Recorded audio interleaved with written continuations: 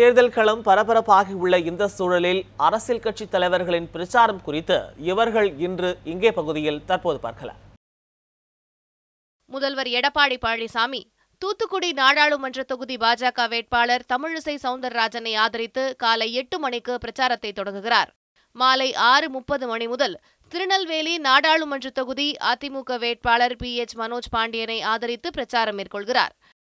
இரவு 8:30 மணி முதல் கன்னியாகுமரி நாடாளுமன்ற தொகுதி பாஜக வேட்பாளர் பொன் ராதாகிருஷ்ணனை ஆதரித்து பிரச்சாரம் செய்கிறார்.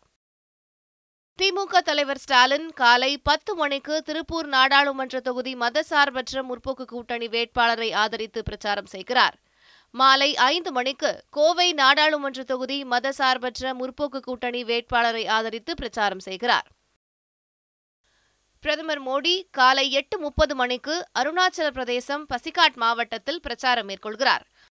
11:15 மணிக்கு மேற்கு வங்கம் டார்ஜிலிங்கில் நடைபெறும் தேர்தல் பிரச்சார பொதுக்கூட்டத்தில் உரையாற்றுகிறார்.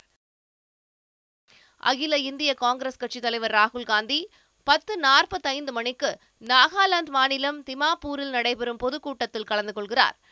12:45 மணிக்கு அசாம் மாநிலம் கோலகாட் மாவட்டத்தில் நடைபெறும் பிரச்சார கூட்டத்தில் கலந்து கொள்கிறார்.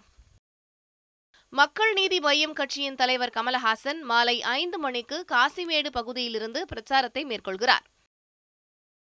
டிடிவி தினகரன் கரூரில் அமமுக வேட்பாளர் தங்கவேலை ஆதரித்து தேர்தல் பிரச்சாரம் மேற்கொள்கிறார்.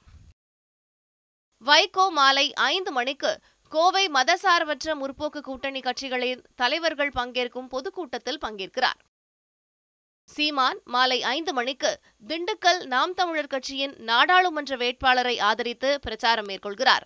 இரவு 8 மணிக்கு தேனி நாம் தமிழர் கட்சியின் நாடாளுமன்ற வேட்பாளரை ஆதரித்து பிரச்சாரம் மேற்கொள்கிறார்.